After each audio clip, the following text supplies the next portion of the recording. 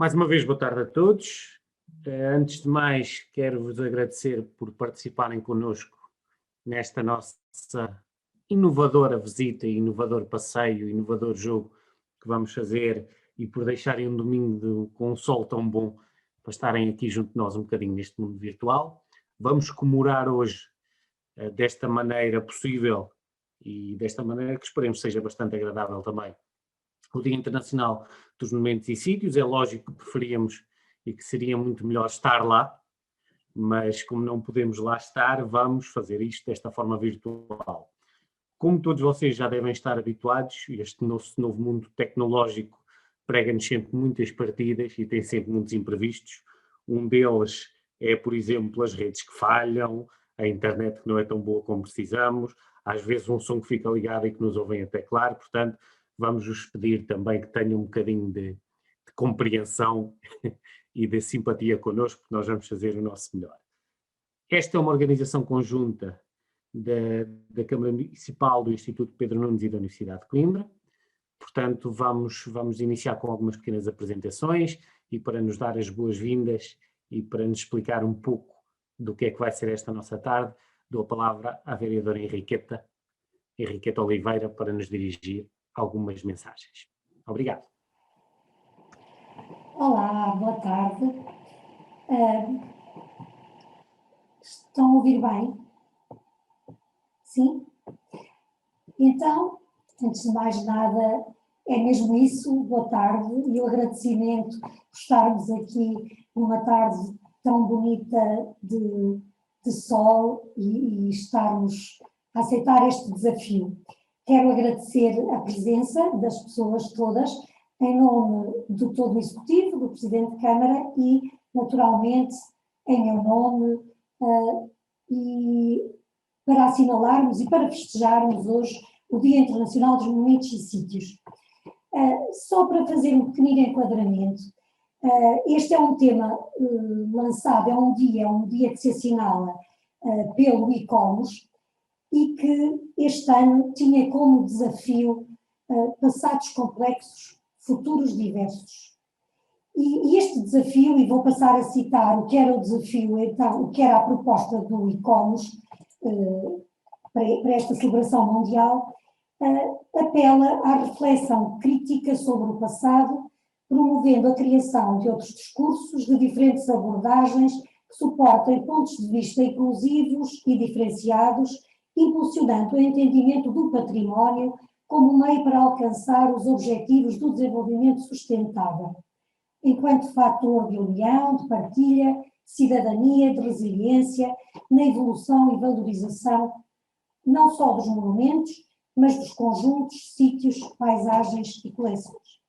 Bom, respondendo a este desafio, que temos todos os anos feito, de facto, um esforço por corresponder ao desafio e que é lançado a nível nacional pela Direção-Geral do Património Cultural, a Câmara Municipal, em colaboração, como já disse o Joel, quer com o Instituto Pedro Nunes, quer com o Mestrado de Reabilitação de Edifícios da Universidade de Coimbra e também este ano com a participação do ICOMOS Portugal, resolveu realizar esta iniciativa digital com uma visita temática e um jogo que se chama Aldeias de Xisto, Segredos do Passado, Desafios do Futuro.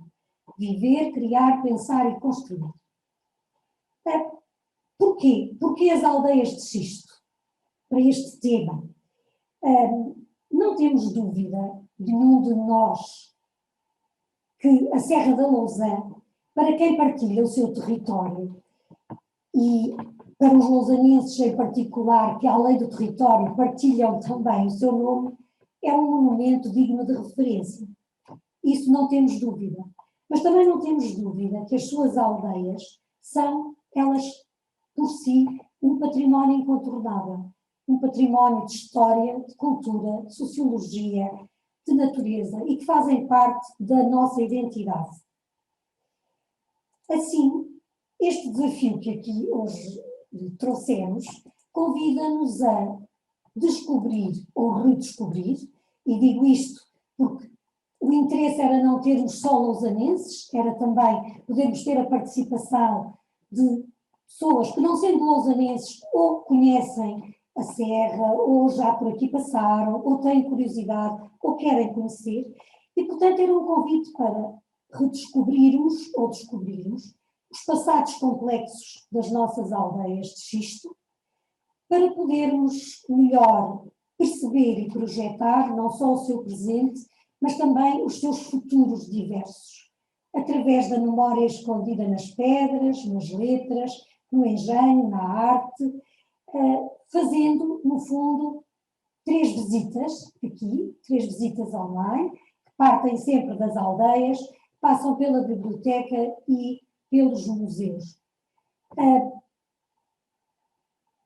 Também o objetivo é que, a partir desta visita, possamos perceber como passados complexos são já presentes diversos e serão futuros, provavelmente, que devemos todos pensar e projetar. Se há 40 anos estas aldeias eram conhecidas por aldeias abandonadas, todos sabemos que hoje estas aldeias são aldeias recriadas, são aldeias habitadas, são aldeias multidisciplinares, com uma quantidade diferente de ofertas e que devemos também pensar, conhecer e projetar. Bom, o objetivo é mesmo passearmos e, portanto, apesar de estarmos no sofá, desafio a que calcem as sapatilhas, recostem-se e com o apoio aqui dos nossos convidados, a quem eu vou passar a agradecer, e agradeço primeiro ao professor Mendes da Silva, da Universidade de Coimbra, membro também do Conselho Consultivo do ICOMOS, e à sua equipa, à professora Lídia, que também penso que já está connosco, e à Catarina, que está a fazer um estudo sobre a Serra. Agradeço à Unidade de Cultura e Turismo da Câmara Municipal, porque em conjunto prepararam e vão nos conduzir nesta viagem, neste passeio. Agradeço também à doutora Soraya Geninho, da ICOMOS Portugal, e, finalmente, mas da last but not least, agradeço a todos vocês que estão connosco hoje. Vou repetir, quando está um dia de sol lindíssimo lá fora, obrigada por terem vindo. Não somos todos lausanenses, portanto agradeço também que depois, no percurso que vamos fazer, os lausanenses ajudem os nossos convidados que quiseram juntar-se a nós também neste passeio e no jogo que iremos fazer. É uma visita informal, para a qual desde já vos convido e passo a palavra certamente ao Joel para nos dar o outro ponto, o ponto seguinte do passeio. Muito obrigada. Obrigado, vereadora. Vamos continuar então aqui com a nossa pequena apresentação. Vocês vão ser desafiados hoje a fazer várias coisas e a seguir várias instruções, portanto, eu peço-vos desde já para terem atenção, quer ao que eu vou dizendo, eu vou tentar ser aqui um bocadinho o Game Master, o anfitrião disto tudo, vamos ver se corre bem, mas vão tendo atenção, quer ao que eu vou dizendo, quer ao bate-papo, que várias vezes vamos lá colocar alguns links para vocês seguirem. Para nos explicar melhor o que é que será a nossa tarde hoje, peço ao professor Raimundo que nos explique então o que é que nós vamos fazer e com o que é que nos vamos entreter nesta tarde. Obrigado. Olá, gostaríamos todos de facto de estar na Serra. Eu agradeço muito a oportunidade de ter ido à Serra para preparar esta tarde de hoje, explicando muito rapidamente, depois temos tempo para nos cumprimentar, para fazer as nossas apresentações, explicando muito rapidamente o que é que vamos fazer, porque é esse o nosso objetivo. Talvez com este esquema, os vícios dos professores e dos engenheiros são terríveis, têm sempre muitos esquemas. É muito simples. Nós vamos pedir-vos que fechem os olhos durante 30 segundos e saltem para a Serra da Lousã. E vamos andar 10 minutos na Serra da Lousã. Já vos vamos dizer como. Depois pedimos que fechem os olhos durante mais 10 segundos e vamos saltar para a Biblioteca Municipal Comendador Monteiro. Depois fazemos mais um salto para o Museu Etnográfico Lousã Henriques, e depois voltamos à Serra. porque deixámos a visita a meio, voltamos à serra, voltamos à biblioteca e voltamos ao museu. O problema é que, a seguir a isso, temos um jogo para fazer.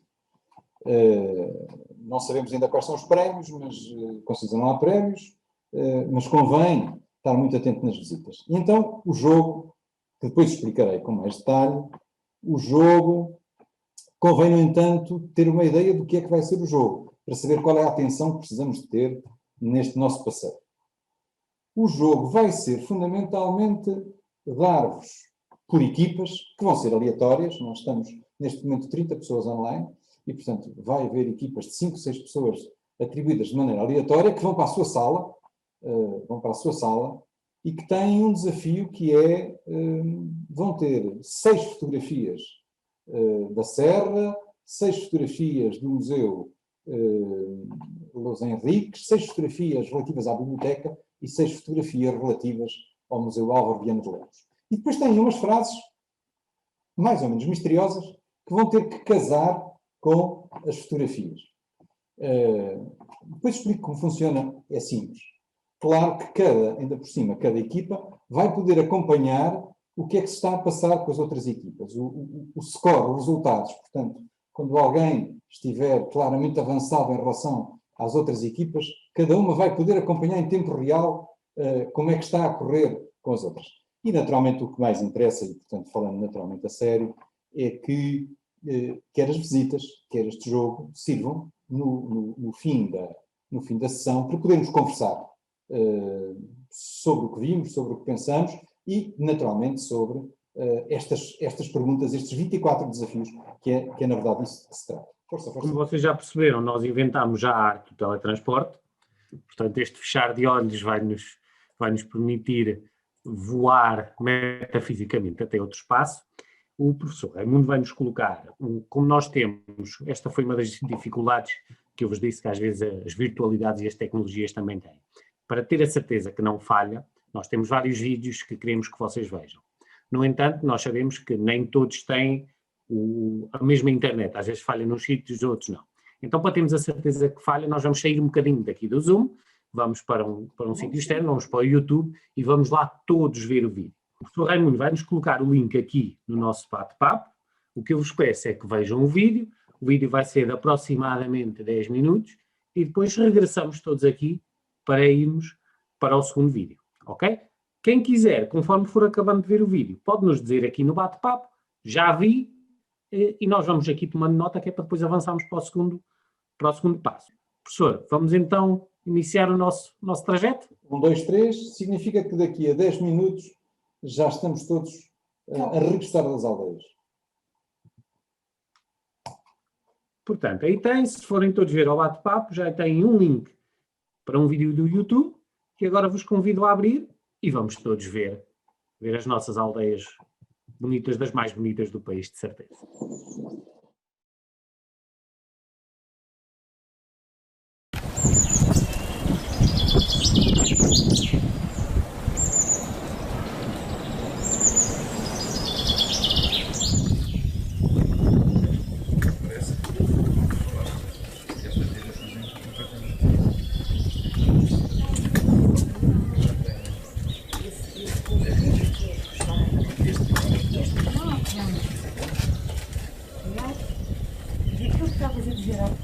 Da própria vegetação, porque simultaneamente ela faz duas coisas, que ela faz a aglomeração da terra e faz com as raízes o entrosamento das pedras.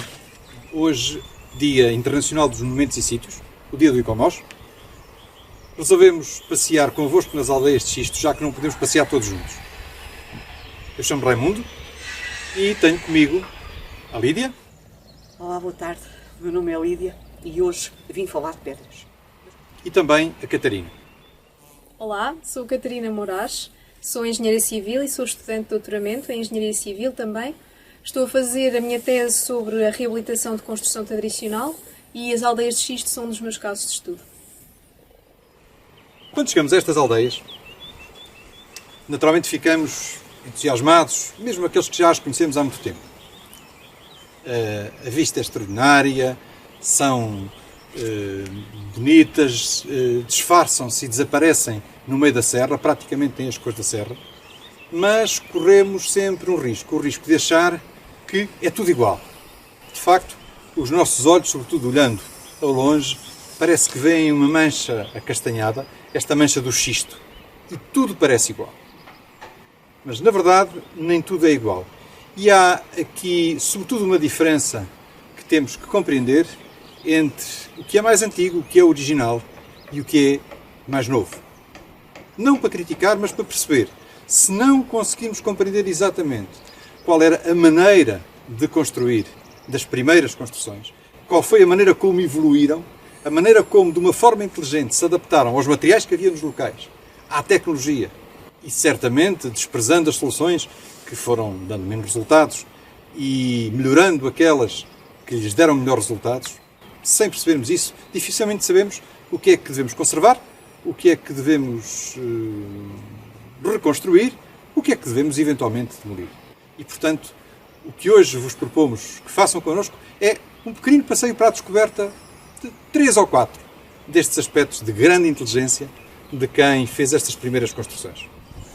Este punhal é um punhal provavelmente original, é um punhal espetacular, em que se conseguem ver, fiada sim, fiada não, uma pedra de grande dimensão nesta direção, e depois, se conseguíssemos filmar do lado de cá, iam ver que esta pequena pedra é uma pedra que vai em sentido contrário. E, portanto, há este efeito de cruzamento, de travamento do punhal, que depois, obviamente, tem preenchimentos mais pequenos.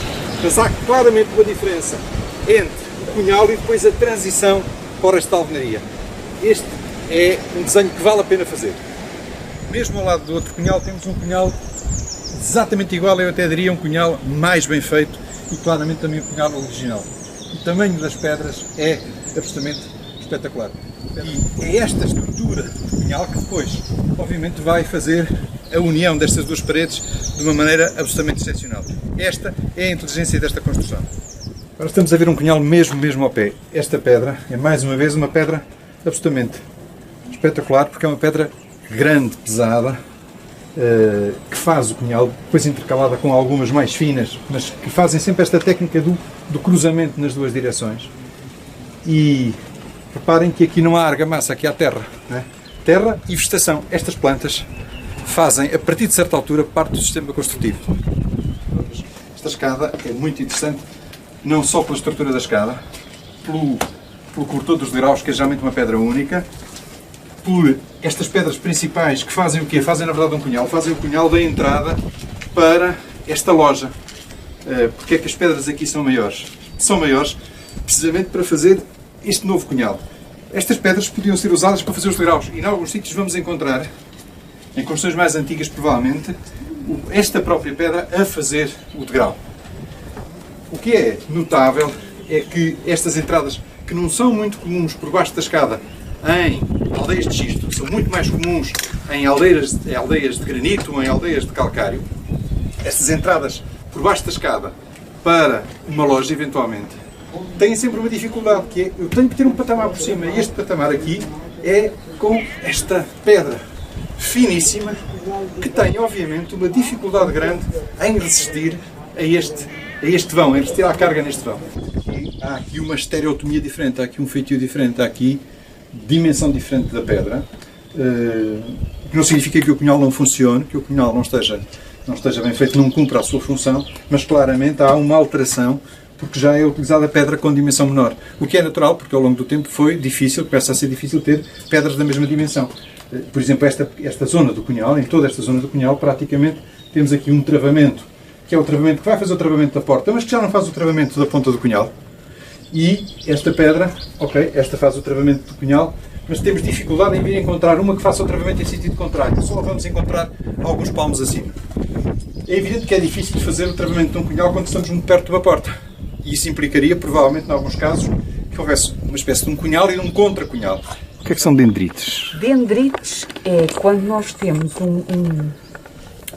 uma água rica num determinado óxido, neste caso há de ser óxido de ferro, mas por vezes também existe com óxido de manganês, e nesse caso são pretos, que vai começando a penetrar e vai cristalizando, fazendo este aspecto de fetos, que é muito vulgar. Ali em cima parecem quase fetos, nessa pedra maior, não é? Sim. Isso também são? São. Apesar de que estas são as mais... Esta forma é a mais característica. Mas isso é xisto claramente. Isto é xisto claramente e aqui tens um xisto mosqueado. Isto que estão aqui são cristais de outros minerais mais desenvolvidos. Ok, portanto, aí o que é que estamos a ver? Aqui estamos a ver o preenchimento de uma fratura com filões de quartzo. E no caso aqui, por exemplo, se a rocha estivesse no afloramento, poderia, mais tarde, neste sítio que está aqui, nesta fissura, vir a preencher-se com um filão idêntico a este. Tu tens a pedra, Ok. tens uma fissura que tendencial... Olha, aqui tens outra. Por exemplo, a pedra tinha esta fissura, esta aqui ainda está aberta, ou parcialmente aberta, e tens aqui o filão de quartzo. E depois tens alguns que são mais espessos, esta aqui, por exemplo, é mais espessa. Depende normalmente da largura da fissura e da quantidade de material que está disponível. Na verdade, nós estamos sempre a achar que estas paredes são todas de xisto, E não são. mas elas não são todas de xisto, na Isto verdade. não é xisto. Exatamente. Isto não é xisto. Não é xisto. Então é o quê? São de ser grauvacos, pelitos e outras coisas. Grauvac. Adoro esse nome. Significa quê? Que afinal isto não são aldeias de xisto. São? Claro que são aldeias de xisto. Só que os grauvacos estão intercalados no meio do xisto. Isto que tu tens deste lado é um xisto. Ou são ardósias, inclusive podem ser... A designação de xisto pode nem ser correta. Podem ser filitos.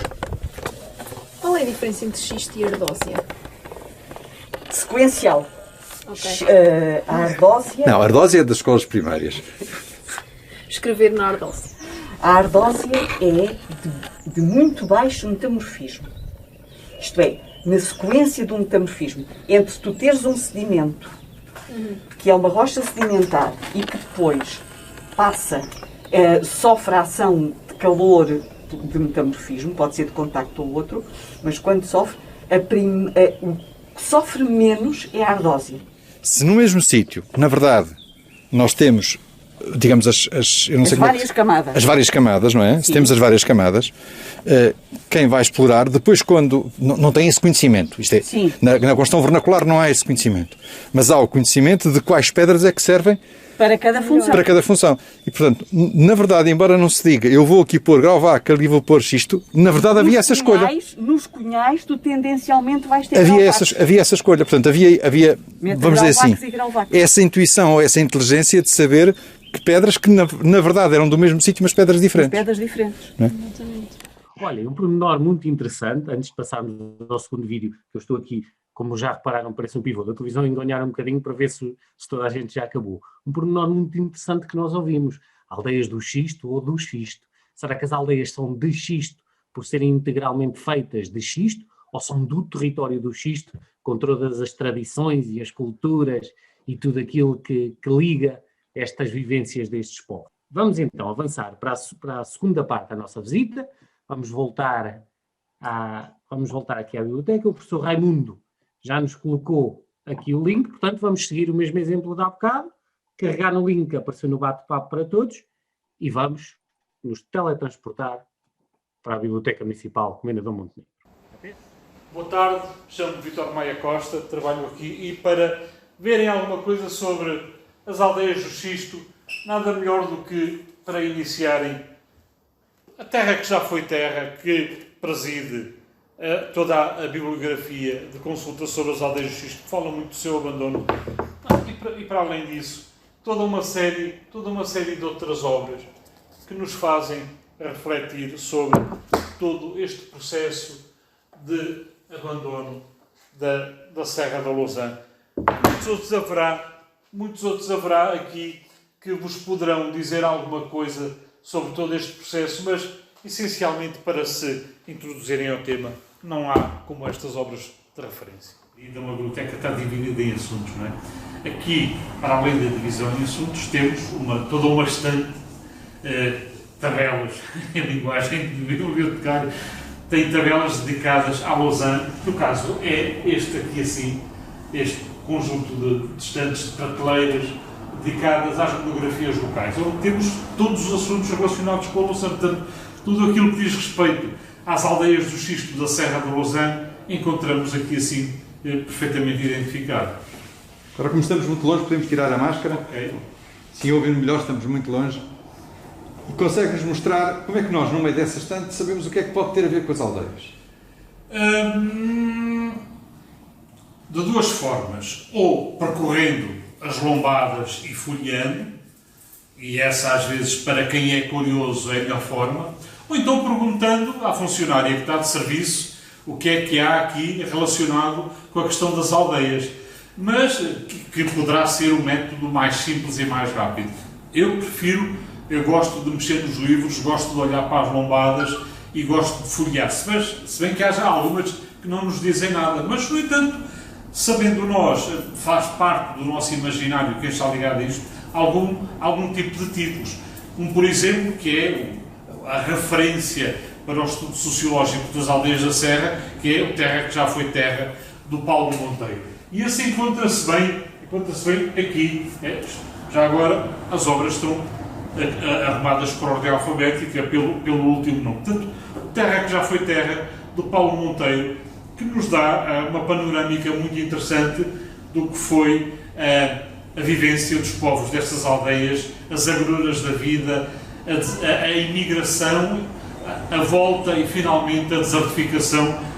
Poucas imagens, essencialmente gráficos, nos demonstram que desde 1911 até 1981, porque esta obra é de 85, o que é que foram os altos e baixos da população nesta serra e os seus hábitos comunitários e socioculturais, essencialmente. E Terra que já foi terra fala muito da imigração, obviamente. Exatamente. E para onde? Para os Estados Unidos. Este aqui foca-se essencialmente na imigração para os Estados Unidos. Se bem que ela foi para toda a Europa, também para a América do Sul, nomeadamente Brasil. Mas este aqui, assim, baseou-se num conjunto de correspondência que ele encontrou, basicamente, para os Estados Unidos. Depois, o que é que... Será que conseguimos encontrar aí, assim, abrindo ao acaso, um bocadinho de uma carta e lermos um parágrafo de uma carta dos imigrantes das aldeias? Aqui há assim... Por exemplo, eles precisavam que fosse achar milho e vinham-nos chamar. E eu depois dávamos dias por dias e era assim a todos. Isto tem a ver com o trabalho comunitário, com entreajuda das populações, porque o amanho das terras era muito difícil e às vezes um só casal não conseguia amanhar todas as terras que tinham, porque esta era uma das grandes contradições. Quanto mais terras eles tivessem, mais garantiam o sustento, mas depois também não as conseguiam amanhar todas. E, portanto, o espírito de entreajuda era aqui essencial. Mais trechos. Agora encontramos aqui mais.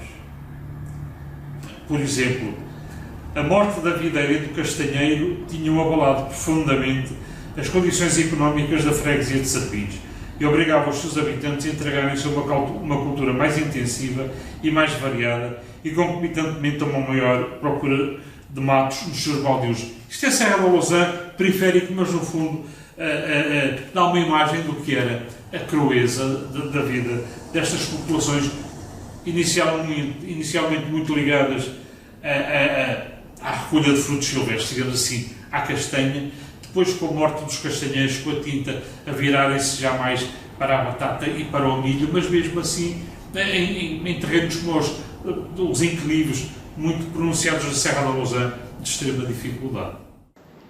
Fui para a América porque era um dinheiro forte, era onde se ganhava mais dinheiro no tempo.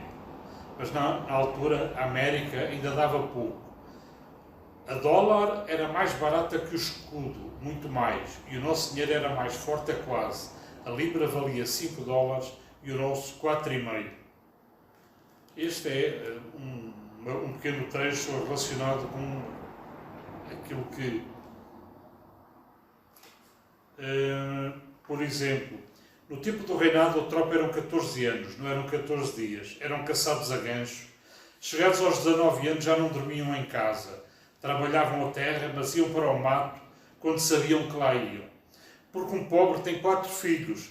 Sai um da tropa, entra o outro. Sai um, entra o outro. Sai um, entra o outro. Pronto, a fazenda dele fica estragada.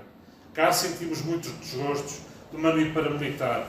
O senhor mandou-nos perguntar se era do nosso gosto livrar ele a dinheiro. Faz favor de dizer o que entender. Cá o cunhado diz que lhe mandava o dinheiro se tivesse, mas que não tem. Este era outro dos dramas.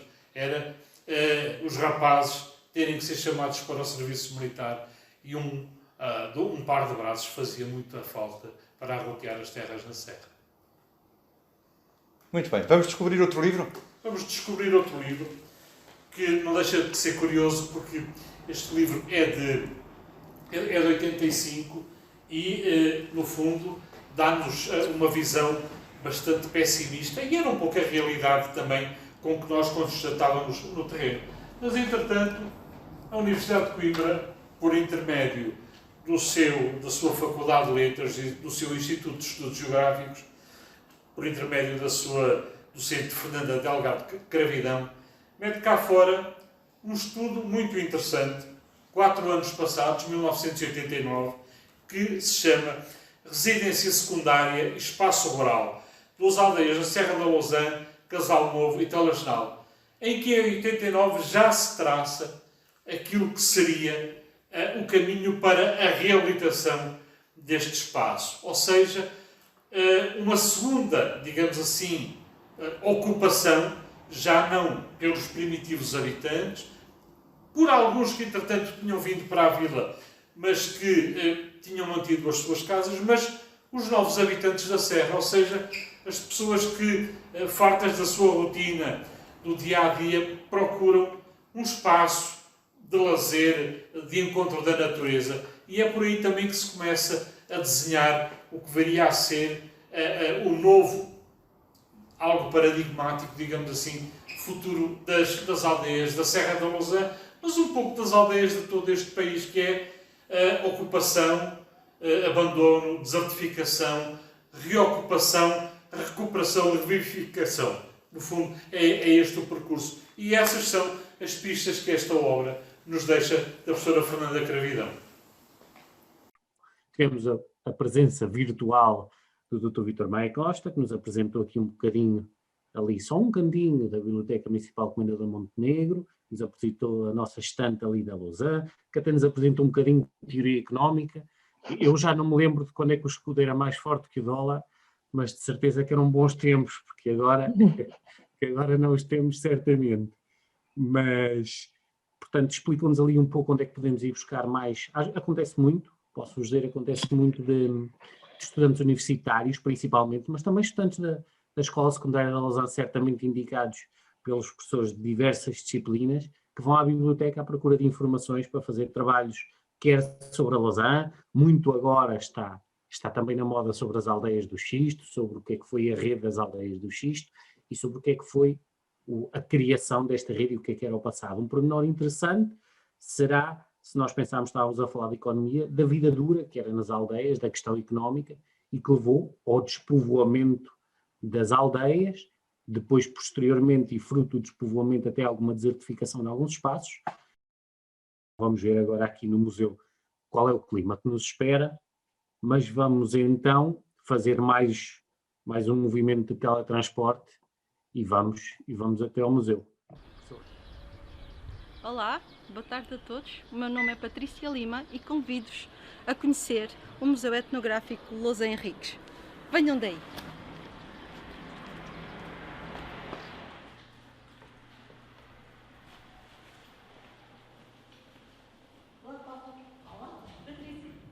Estamos no Museu Etnográfico Lousã Henriques, um museu dedicado à terra e à vida da terra. Este museu abriu em 1995 e sofreu, entretanto, obras de remusealização, tendo aberto as portas em setembro de 2020 com uma narrativa totalmente nova, com uma museografia nova, pontuada de multimédia e das novas ferramentas digitais que ajudam a dinamizar os museus de hoje em dia, os museus contemporâneos. O patrono deste museu é o Dr. Lousa Henriques, nasceu no Coentral, foi médico psiquiatra, mas foi acima de tudo um grande colecionador.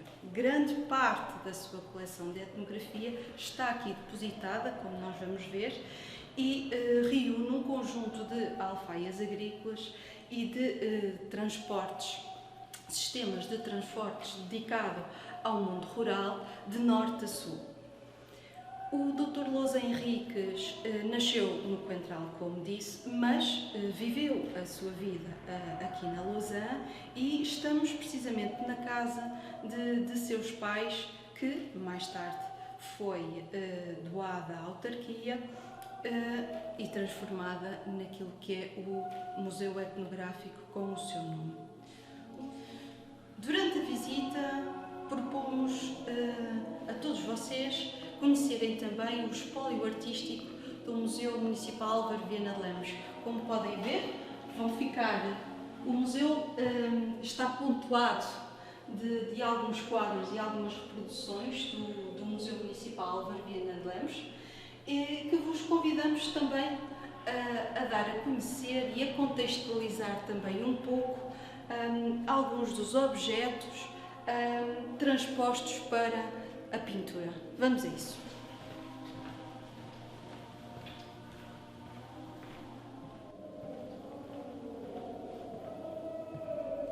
Estamos no piso Transformar. Aqui podemos encontrar os carros de bois, alfaias agrícolas, arados e cangas, todos os instrumentos que possibilitam transformar a terra.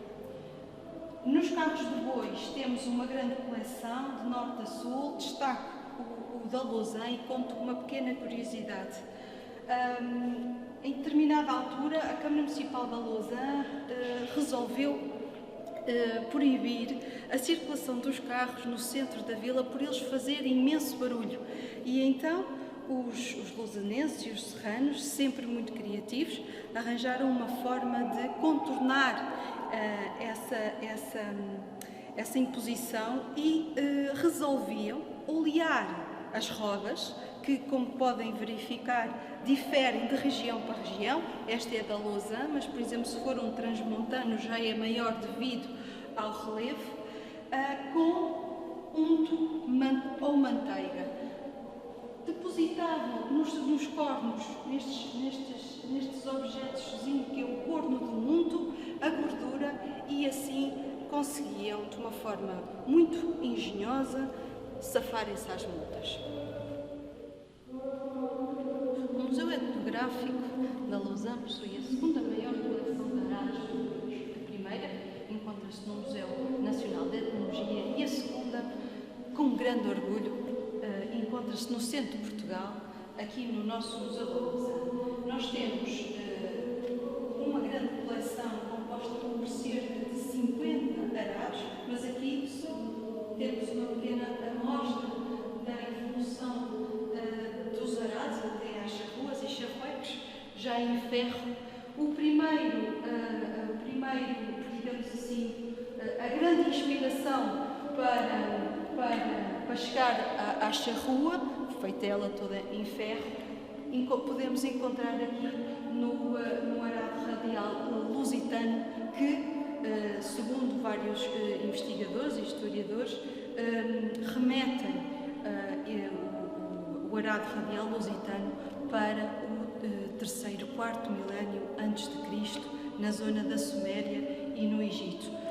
Outro das grandes ferramentas de transformar a terra são as alfaias agrícolas. E aqui nós encontramos uma grande diversidade de enxadas, de foices, de foicinhas, com uma característica muito interessante, é que as alfaias agrícolas em ferro eram sempre adaptadas às condições do terreno, chegavam, portanto, aos ferreiros da terra e adaptavam as suas ferramentas de trabalho aos seus solos.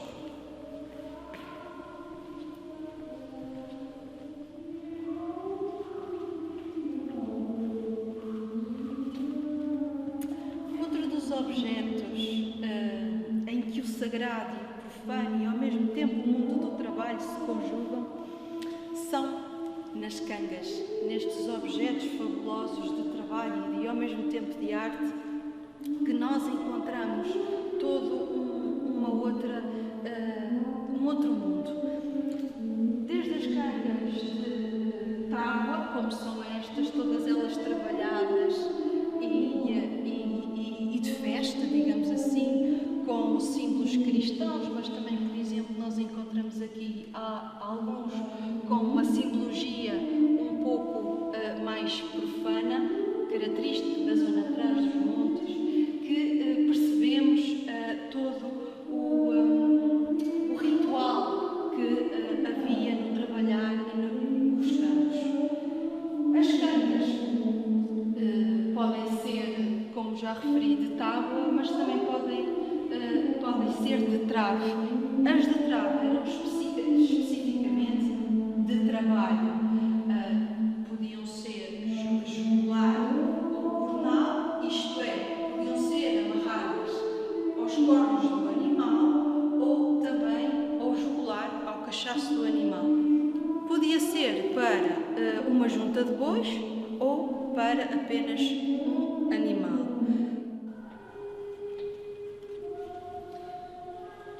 Esta é a canga proveniente de uma das aldeias do Xisto, a aldeia do Candal, uma canga tipo trave para uma junta de bois, que tem a particularidade de ter um pentagrama que simbolizava a proteção.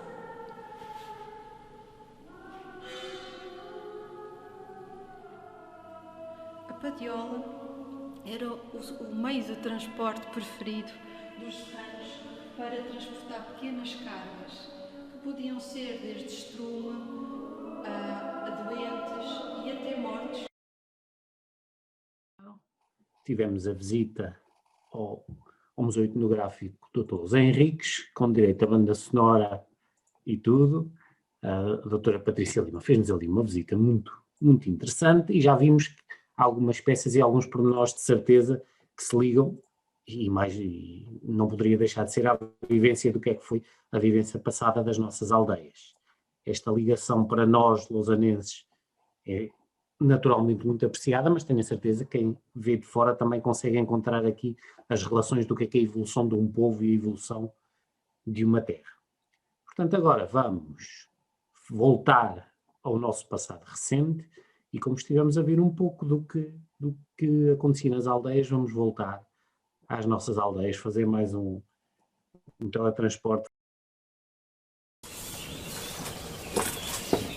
Esta padieira, e aqui consegue-se ver claramente, além de ter esta forma curva que nós depois vamos ver pelo lado de fora, estamos a ver do lado de dentro, tem 3 barrotes.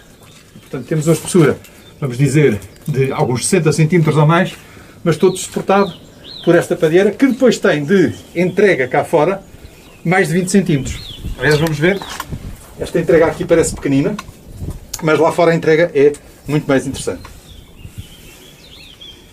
Estamos do lado de fora da porta. Do lado de fora da porta vê-se claramente esta peça, que é uma peça curva, muito bem feita, muito bem escolhida.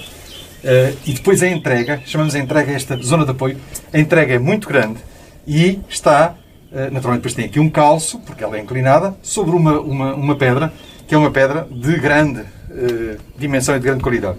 O aparelho é a maneira como as pedras se encaixam e se organizam umas em relação às outras. Obviamente que eu também tenho aparelho quando tenho uma parede de tijolo ou quando tenho uma parede de pedra em que as pedras são todas iguais. Aqui o aparelho ainda é mais complicado, porque eu tenho não só a maneira como as pedras se organizam, mas tenho depois a escolha das pedras e da dimensão das pedras e do tipo de pedras. E até já sabemos ou vamos saber, neste passeio, que, do ponto de vista geológico, elas são da mesma família, mais ou menos, mas não são todas iguais. Não é? Esta estrutura já não é a estrutura que estivemos a ver à frente da parede. Já não é o aparelho da frente da parede. Este é um aparelho de cunhal muito bem feito. Mas será que as paredes no seu miolo, aquelas paredes, todas as outras paredes no seu miolo, são assim, exatamente como esta? Eu acho que não, vamos ver. Nestas construções que estão em pior estado, que estão em ruína, vamos dizer, é que nós conseguimos perceber perfeitamente como é que é este miolo das paredes. E o miolo das paredes pode não ser todo igual, mas uma coisa nós já percebemos. De vez em quando temos pedras grandes, de facto, que em alguns sítios se chamam juntouros, podia ser outro nome, que estão colocadas no sítio exato, com um enorme peso, mas a seguir nós temos várias pedras mais pequenas. E depois voltamos a ter pedras grandes. Mas há uma coisa espetacular nestas paredes. E é preciso ver sempre que vamos a uma aldeia de pedra, uma construção vernacular, que é muito diferente de sítio para sítio. A coisa muito importante é perceber se temos duas paredes ou uma parede. E aqui claramente não temos duas paredes, ou seja, há muito pouco risco da ruptura pelo meio da parede, em que cai metade para um lado e metade para o outro. Elas são muito bem travadas. E com o tempo, todas estas pedras ficaram cheias de musgos. Não são os musgos que protegem as paredes, mas esta vegetação, estes, como é que se chamam estes? São conchelos, não é? Estes... Conchelos. Tem aqui um sem querer.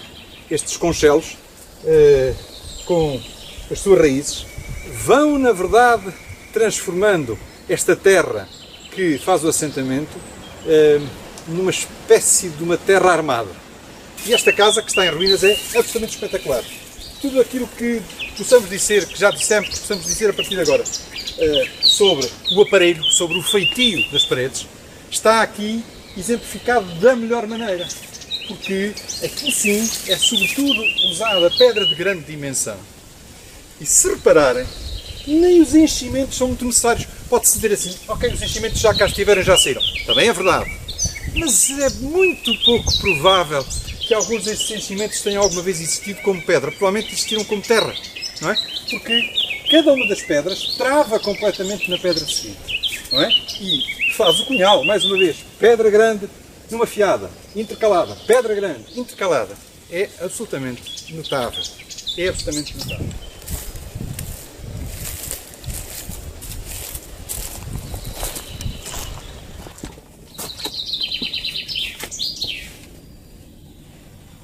Aqui temos mais uma padieira de madeira absolutamente notável. Nós quase podíamos dizer que estas peças de madeira seriam todas da mesma árvore, todas com a mesma inclinação. Estamos habituados a achar que as árvores são verticais, são direitas. Reparem o número de peças que foram bem escolhidas para ser peças curvas, para se fazerem estas padieiras. Sempre com esta parede, como outras, podiam ser o nosso padrão, o nosso papel de parede, para depois reconhecer, por exemplo, onde é que os aparelhos são diferentes, onde é que eles são diferentes porque a pedra é diferente, porque a filosofia é diferente, onde é que são diferentes porque nós não soubemos fazer igual, não é? Ou porque não tínhamos pedra, ou porque já não sabíamos. Mais uma vez, é uma parede diferente, mas igual, mas é uma parede muito antiga. Uma parede, apesar de tudo que em altura vai variando um bocadinho o seu aparelho, a estereotomia, não tanto. E é curioso, claramente aqui tivemos uma porta. Do outro lado mesmo aconteceu, havia uma porta. Temos a padeira madeira. Esta era uma porta de uma loja. Aqui cabiam, por estranho que pareça, duas juntas de bois.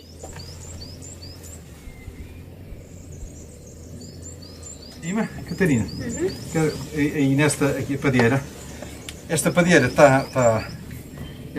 está reforçada porque ela está abaulada. Dir-se-ia porque ou foi posta ao contrário, ou a madeira não era uma madeira que respeitava a regra da... Esta madeira, em vez de fazer um arco, fazia dois arcos. Dois arcos, fazia exatamente. Dois. O que quer dizer que precisa de um apoio na zona central. E o vão era relativamente grande. Claro que este apoio não é original, mas o que significa que ela não respeitou a regra, porque há outros vãos que já vimos com a mesma dimensão e só com uma peça, só que a peça é de facto uma peça em curva de grande dimensão e depois com grande apoio. Por exemplo, aqui é cortado. Aqui já é cortado. E isto eram os copos. Precisamos de forno de arroz. Pois, este, não sei se este é original, mas este também. Os fornos associados às casas. É, muitos eram completamente exteriores.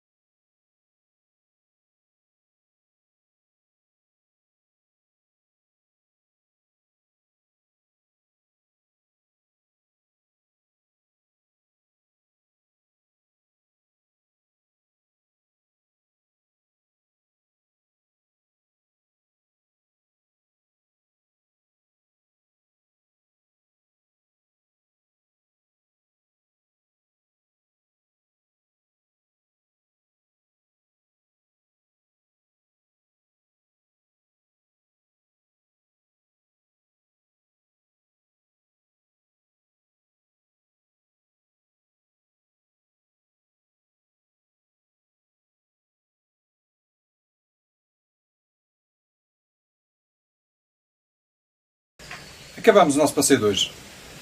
Já demos uma volta grande por várias aldeias, vimos alguns pormenores do que era a inteligência que estava por trás destas construções.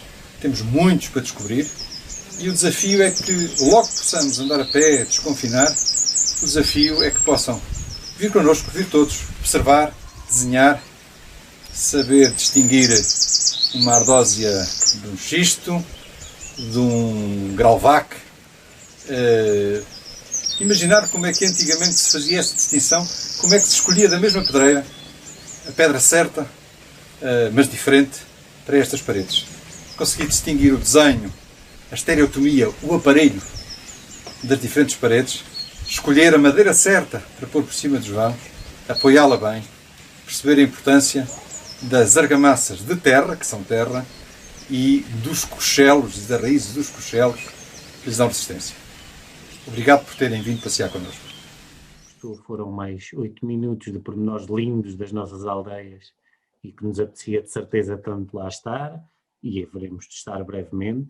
E quem conhece as nossas aldeias, todas diferentes, como eu costumo dizer, mas em todas conseguimos encontrar sempre algo que nos atrai, sempre um chamariz qualquer que nos faz voltar, que nos faz regressar lá.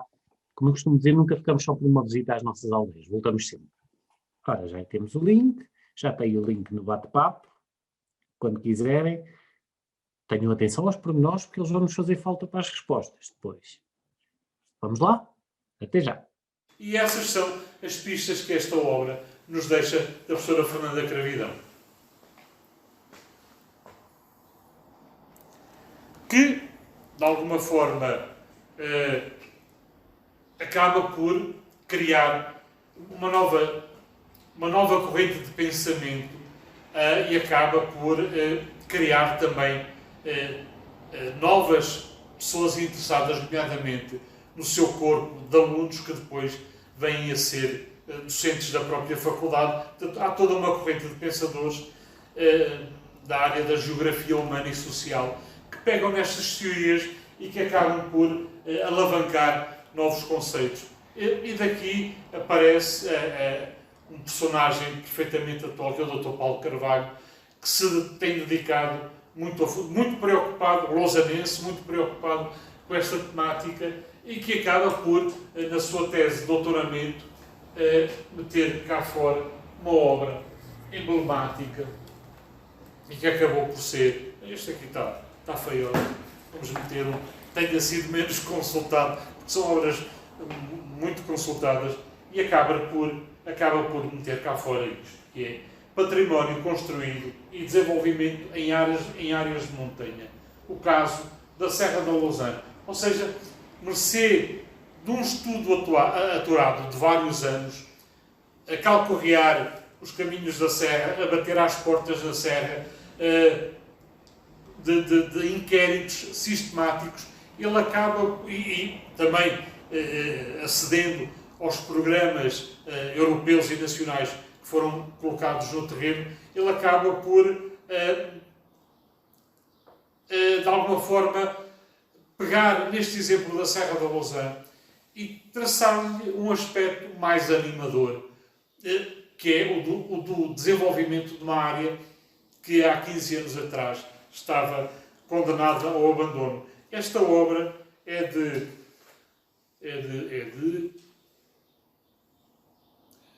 2008. Esta obra é de 2008, ou seja, de 89 para 2008.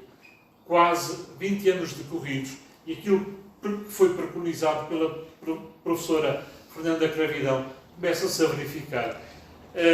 Estamos a falar mais de uma análise ou de uma perspectiva de futuro? Isto é, o que é que... De uma análise do existente, mas de uma perspectiva de futuro face a outros exemplos de outras partes do país, mas também de Espanha, por exemplo. Ele diz que o património cultural, e em particular o património construído, emergem nos últimos anos em contextos de geometria variável como importantes recursos para o desenvolvimento sustentado dos territórios e das populações. Uma vez que é recente a vinculação do património às estratégias públicas de desenvolvimento regional e local, torna-se pertinente analisar a sua estruturação e os resultados das intervenções recentes, tendo em vista definir orientações, recomendações para as novas políticas e instrumentos de gestão territorial.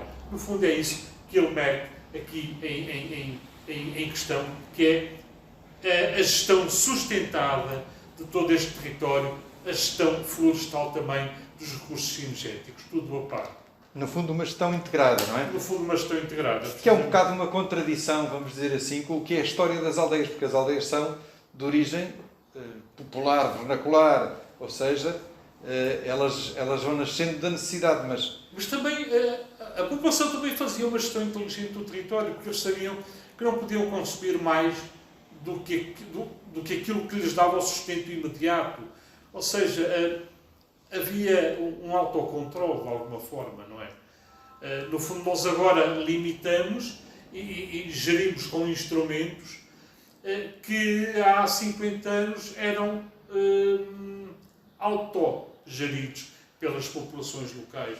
Eles sabiam que um castanheiro, se desse 500 quilos de castanha, depois era aquilo que tinham que comer e, portanto, eles tinham que o poupar e tinham que gerir os seus recursos e a sua vida em função disso. Por isso é que imigram também, não é? Porque começam os lugares também, de alguma forma, a ficar um pouco superpovoados, de alguma forma, para os recursos que havia no território. Decorrente desta análise, e um pouco refletindo aquilo que se passava de norte a sul, também muito ligado ao boom do turismo e à procura de espaços naturais menos convencionais, ligados a uma visão às vezes até um pouco romanceada do território, surgiram os célebres concursos das Sete Maravilhas, não é?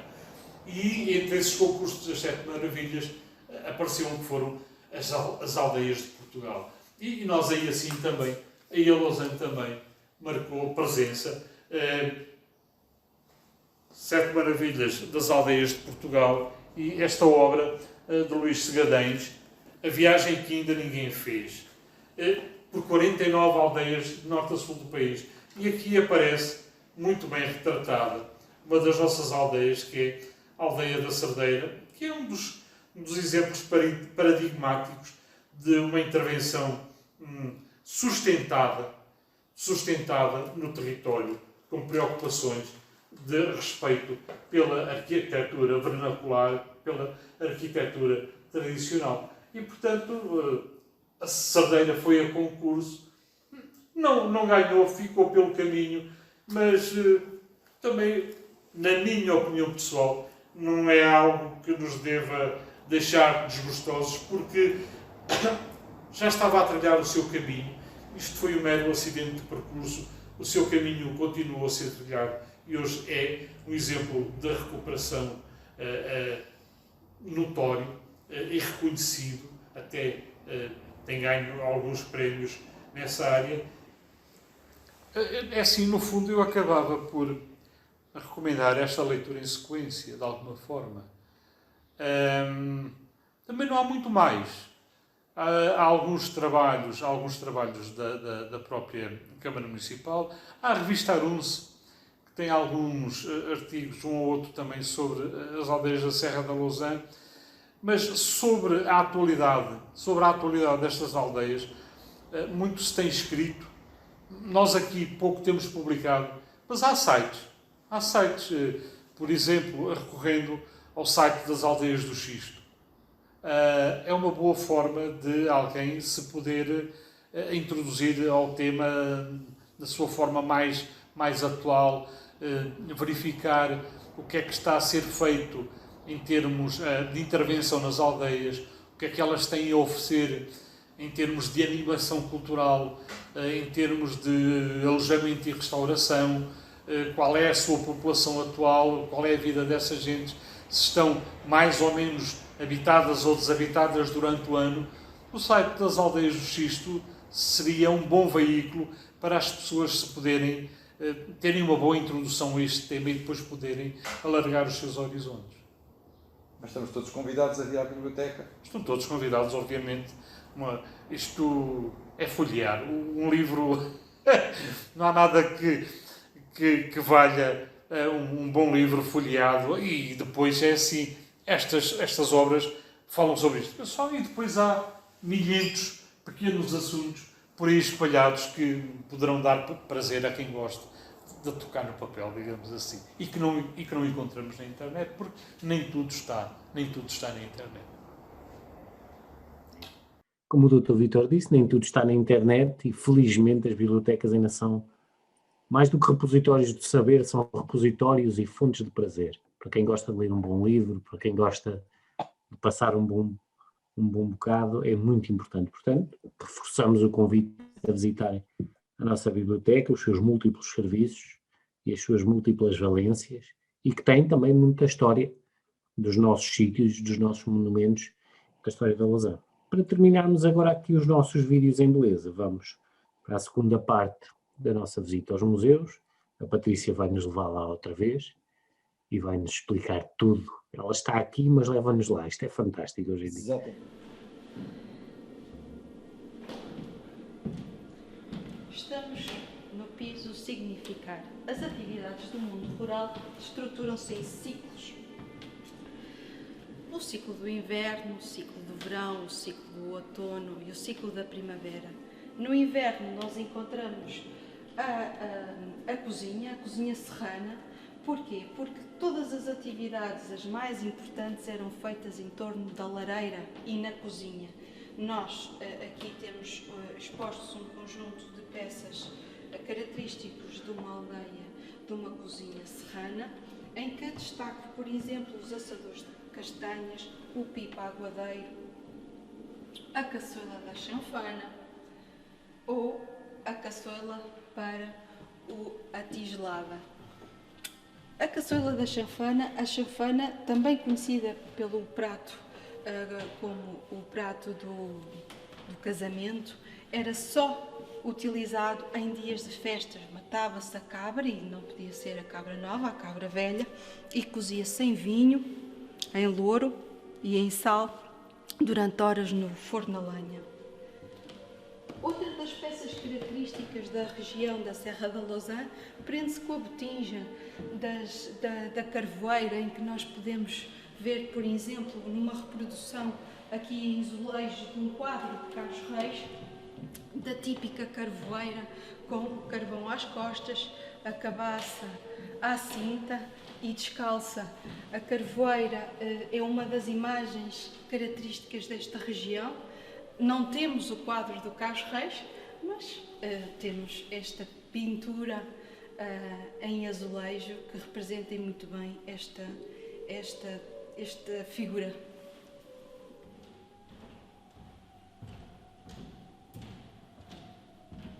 Na primavera,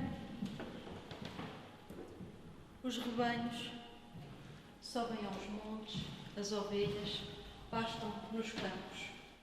Aliás, muito associada ao aparecimento das aldeias do Xisto, uma vez que os pastores na zona da primavera, na altura da primavera, subiam à serra e ficavam na primavera e no verão a alimentar os seus rebanhos, construindo, ficando, pernoitando em pequenos casebres, que depois, muito mais tarde, a partir do século XVII, XVIII, deram lugar aos casais da serra e depois, mais tarde, às aldeias.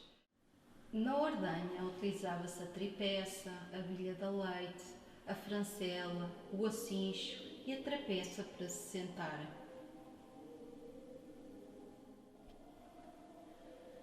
A par do queijo, a lã também era muito importante na economia familiar dos serranos. Aqui podemos ver um conjunto de tesouras de esquiar bastante diferentes entre si e também bastante criativas. Para além do leite, do queijo, da lã, temos o mel. Não há mel sem cortiços, sem abelhas e sem flores.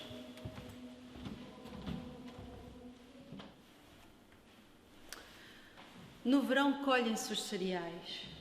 O milho era limpo na erguedeira, era malhado na eira, era padejado, era moído e depois era vendido nas feiras.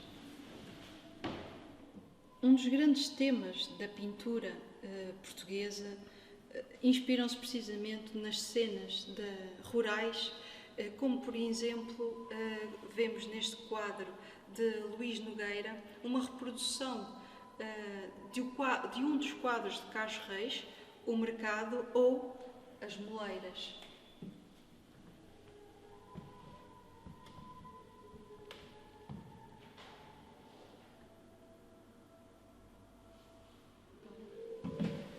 Depois do verão vem o outono, vem a festa das vindimas, das colheitas.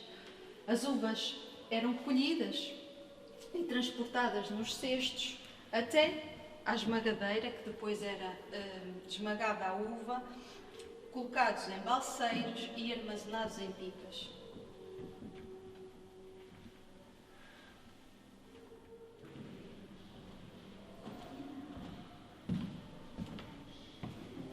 O leite, o queijo, a lã, o mel, os cereais, o vinho e agora o azeite.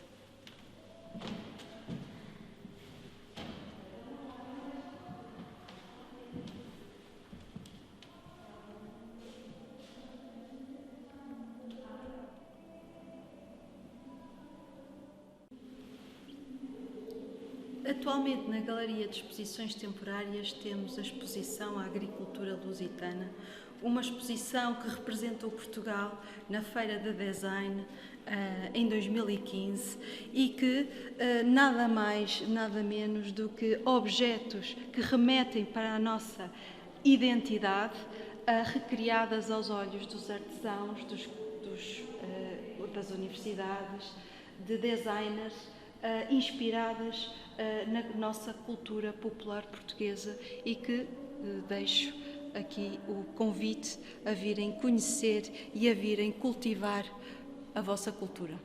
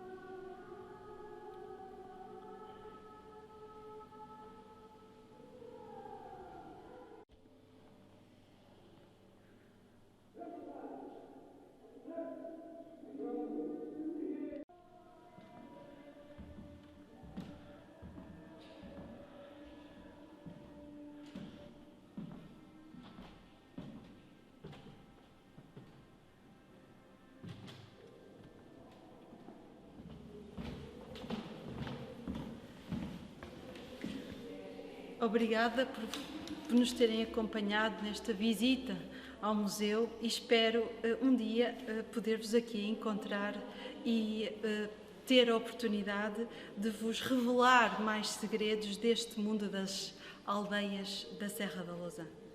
Até breve. Ora bem, com este convite da Patrícia terminamos em beleza. E agora que já fizemos as nossas viagens todas e ainda não estamos cansados, 6 viagens e estamos aqui fresquinhos, parece que nem saímos do mesmo sítio. Professor, vai-nos explicar, professor, vamos ao jogo? Ver numa dimensão correta o jogo. E a seguir é muito simples. Tem 4 páginas. Tem uma página de aldeias, tem uma página do Museu Etnográfico José Henriques e depois tem mais 2 páginas, uma relativa à biblioteca e outra relativa ao Museu Álvaro Viana de Lemos. E nesta última folha, que diz 24 textos, tem 24 frases. Algumas aparentemente disparatadas, mas todas bem pensadas. E, portanto, todas as frases têm alguma relação com alguma daquelas fotografias.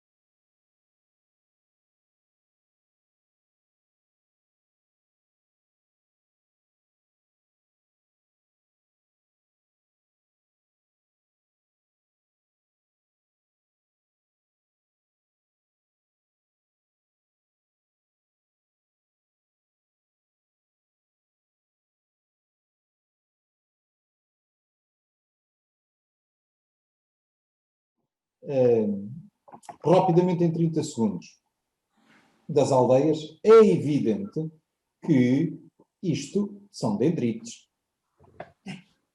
Não.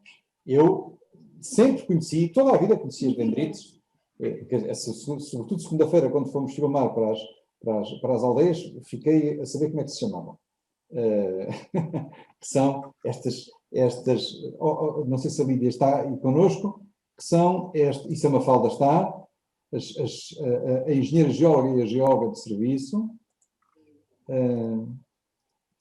as dendrites, estas até nem são as mais típicas. As mais típicas são aquelas que parecem mesmo uns fetozinhos, não é? Estou a dizer bem, não estou? Estás a dizer bem, estás a dizer bem. Não estou a dizer muito bem. Podes continuar.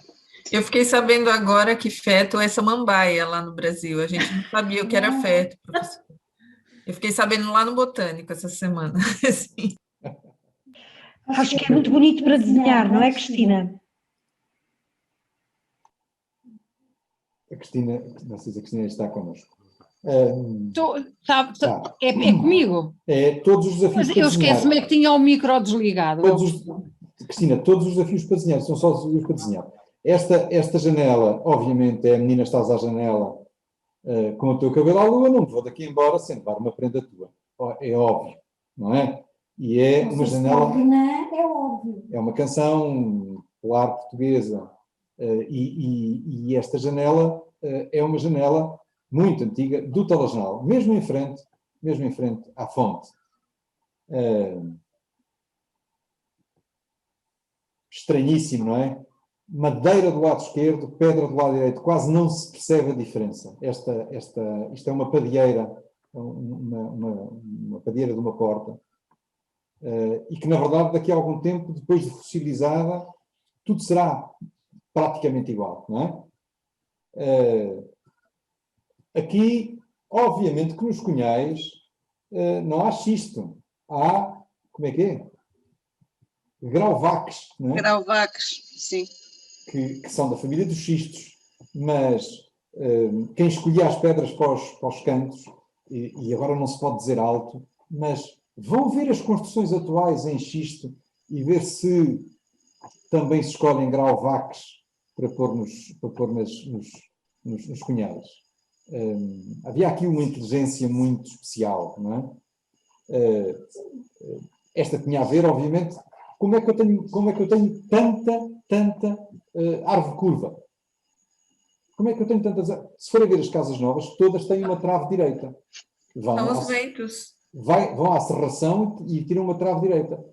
Aquelas escarpas inclinadas da serra, as árvores nascem perpendiculares primeiro ao terreno e a seguir curvam para o céu, para o sol. E é essa curva que se aproveitava para fazer estas padieiras. Pois, e depois eram mergulhadas em água, normalmente era madeira de castanho, era mergulhado em água nas ribeiras e ficava assim bastante tempo a enrijecer, para nunca apodrecerem as padieiras. Para nunca apodrecerem. Mas a curvatura já era uma curva natural da árvore e que é em terreno inclinado, porque em terreno inclinado é que as árvores tentam curvar para o sol. Atualmente, vamos à serração e trazemos uma viga direita, ok? Os cochelos ou conchelos, eu não sei, eu nunca sei São conchelos, e deixa-vos dizer que eles são comestíveis. Ótimo. Fazem-se boas omeletes com os cochelos. Paredes comestíveis. E medicinais. Paredes comestíveis é aquilo que nós mais queremos. Claro que nós não falamos de janelas, não falamos de telhados, mas isso fica para a próxima visita. Depois no museu, Patrícia, era evidente, esta era muito fácil, não é? Era muito fácil, a padiola. A padiola. Só porque não se faça a primeira. Esta era mais difícil. A tesoura de esquiar. Isto teve para ser mais difícil ainda, não é? Porque a Patrícia queria falar da capucha. Queria que fosse pela... A capucha que era uma pista indireta. Que tem nome de ordem, mas não é freira. Não é? Mas não é freira. A capucha faz-se com a lã.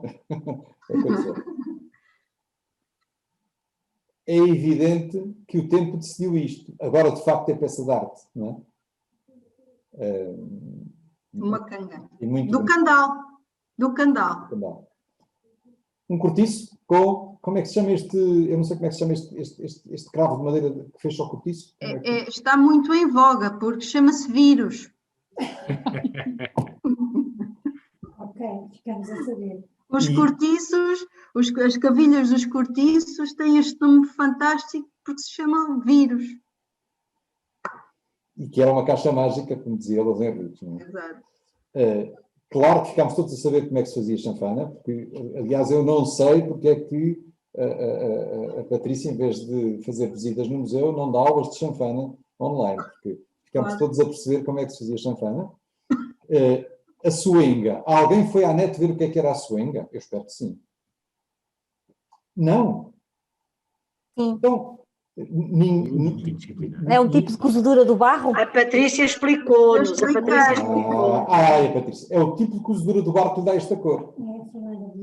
Não é? Exato. Fica oxidante, não é? O barro depois é cozido e é o fumo que dá a cor ao barro. E esta é, para matar a sede, a bilha de carvoeiro. A bilha de carvoeiro. Muito bem. É pena que a Kerstin não esteja connosco aqui hoje, não é? Porque este olho azul da Cerdeira, e estamos na biblioteca, é inconfundível e está no livro sobre a Cerdeira, sobre as vida que já foi vida, etc, etc, etc, terra que já foi terra, o livro do Paulo Monteiro.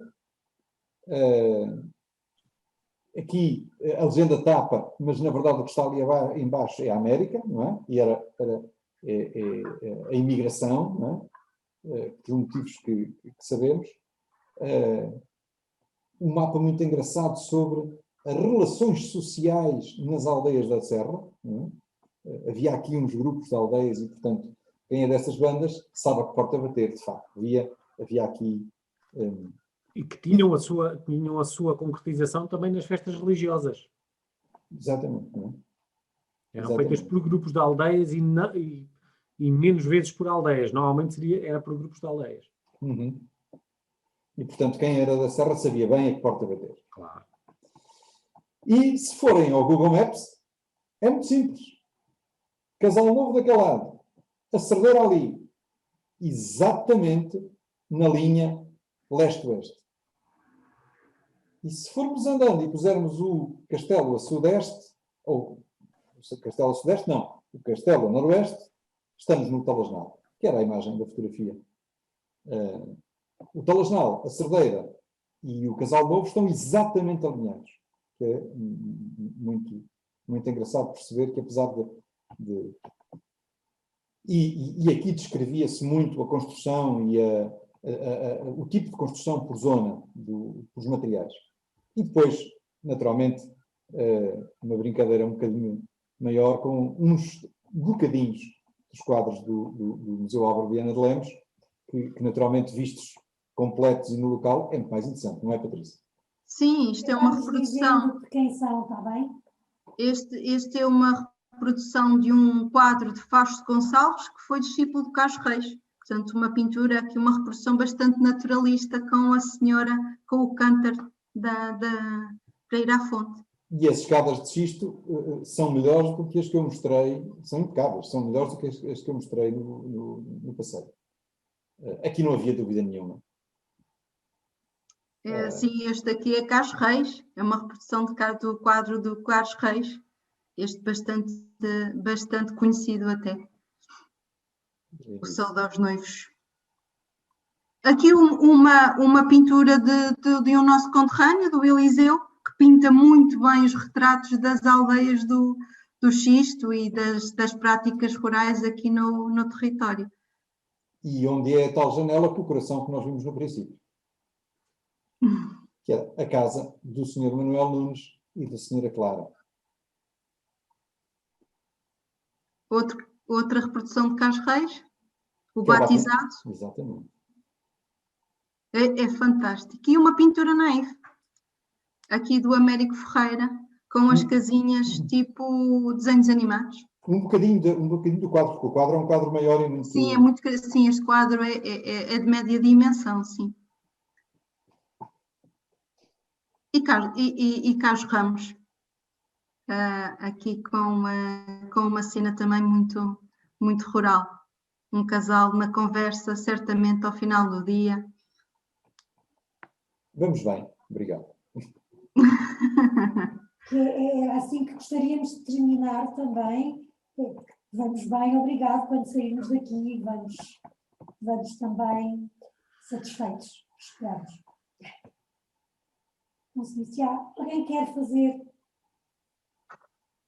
Estão-me a ouvir? Sim, estamos a ouvir. Querem fazer algum comentário, alguma pergunta? A antena está aberta, nós até amanhã não temos nada a fazer. Já estamos a passar da hora. De qualquer modo, isto é uma conversa que nós queremos começar. Queríamos fazer mais conversas sobre este tema. Eugénio. Eu tinha uma pergunta ao ouvir o Dr. Raimundo a falar sobre a construção das paredes.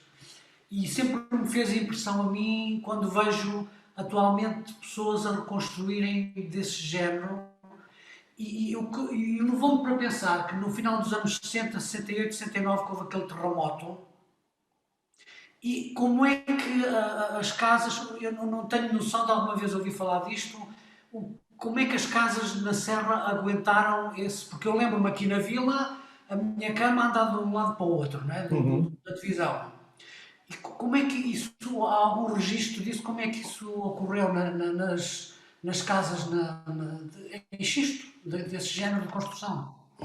Eu não consigo responder especificamente, mas tenho duas meias respostas. A primeira meia resposta é que, com certeza, um destes dias devíamos ir para a serra olhar para elas com esse foco, porque nós, cada vez que vamos lá, vamos com um foco, e lá com o foco da resistência sísmica é um bom desafio. Mas há uma certeza, eu falei de Cunhais. As casas são muito pequenas, e se compararmos a Cristina Chau, que é a mulher do desenho, se nós compararmos, está aqui também a Margarida Ravão, professora de arquitetura, se nós compararmos o desenho de cada casa, a espessura das paredes com o espaço, elas são muito, muito travadas. E, portanto, muito provavelmente, apesar do sismo, elas são pequeninas células, são células em cima de células. E as mais frágeis certamente caíram e já nem sequer ouvimos falar disso. Mas, muito provavelmente, há aqui um segredo também, digamos, a descobrir. Há bocadinho estava connosco, depois saiu, o Cláudio Varagnoli. O Cláudio Varagnoli é italiano, professor em Itália, e tem acompanhado muito o que aconteceu nas aldeias do Abruzzo, depois do terremoto, e depois do terremoto de Áquila de 2009. E é um nosso amigo e companheiro, e estamos à espera que desconfine para ele vir a Portugal passear connosco à serra. Nessa altura, acho que o grande desafio é irmos mesmo dar para elas. Muito bem, obrigado. Olha, eu gostei muito desta iniciativa. Já me tinha interrogado muitas vezes sobre a construção destas paredes. Outro dia vi um documentário interessantíssimo sobre a muralha da China e como é que eles, a interpretação que têm feito da construção e as camadas de matéria vegetal intercalada com as pedras, e lá estamos, lá falavam também do óxido de ferro, as dendrite, isso tudo, e eu achei interessantíssimo, nunca tinha pensado nisso. Na altura fiz associação por ver efetivamente que estes muros de pedra, parece que é pedra assim posta ao calhas, mas não é, e gostei muito da explicação, gostei muito de participar nesta iniciativa, porque nos trouxe assim, às vezes até para os nossos desenhos, não fazermos as neiras nos desenhos que fazemos, das reproduções das aldeias de xisto. Os desenhos são terríveis, porque os desenhos descobrem coisas muito... Quando se desenham duas paredes de pedra e depois se comparam, percebe-se quem é que está a fazer bem. Não é? Nós, a Margarida, que esteve connosco até agora e que saiu, e que tem vindo sempre a estas iniciativas todas, é quem está a fazer um projeto neste momento nas aldeias de Calcário. E é tão diferente, parece tudo pedra, é tão diferente a estrutura de uma aldeia de calcário de uma aldeia de xisto, que afinal não é xisto, não é, Lídia? É xisto. Também é xisto. Não é só xisto.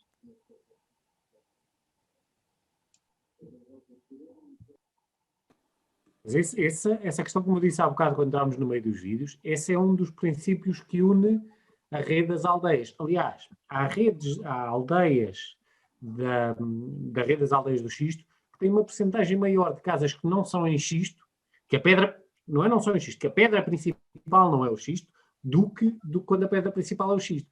Esta questão desta construção da rede foi de um território, o xisto ser o elemento agregador que unia esta rede. Mas se pensarmos também, podemos imaginar, por exemplo, olha, a cabra, o animal, a cabra é um elemento totalmente agregador dos territórios de montanha.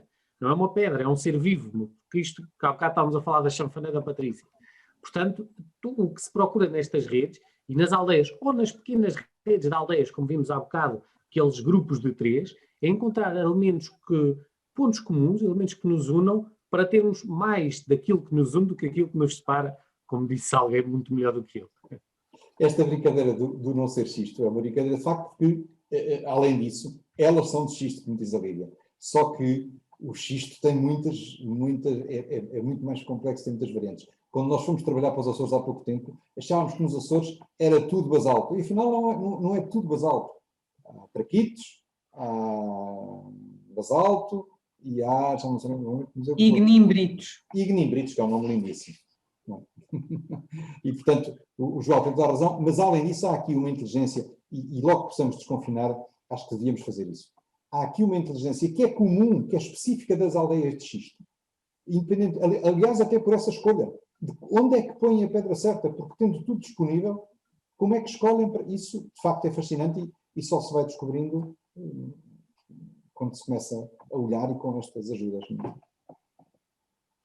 Há um pormenor interessante que não, por acaso, não calhou nesta sessão que não abordámos, mas nós focámos muito nas casas, mas também é muito interessante olhar para o chão. O xisto é muito escorregadio. E há inúmeras, eu não sou especialista nisso, só sei o que ouvi, que me ensinaram, há inúmeras técnicas para que as pessoas conseguissem andar naqueles caminhos sem escorregar. Uma delas era colocar a pedra, filas de pedras ao alto e não em plano, para não fazer chapa. Portanto, todos estes pequenos segredos que os antigos, como nós dizemos, foram descobrindo ao longo da evolução, fazem hoje parte da nossa história coletiva e das nossas tradições. E que é recriado atualmente de uma maneira inteligente, de uma maneira nova, em algumas aldeias. Eu não vou dizer quais. Vamos lá ver depois no sítio.